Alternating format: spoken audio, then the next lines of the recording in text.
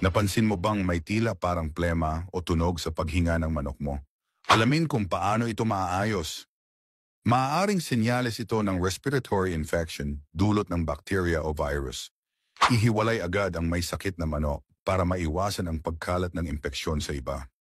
Bigyan ng malinis at maligamgam na tubig na may kaunting asin para makatulong sa paglilinis ng airway ng manok.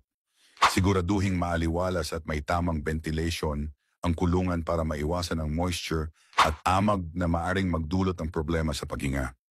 Pakainin ng pagkain na mayaman sa vitamina C at A tulad ng carrots at leafy greens para mapalakas ang resistensya ng manok.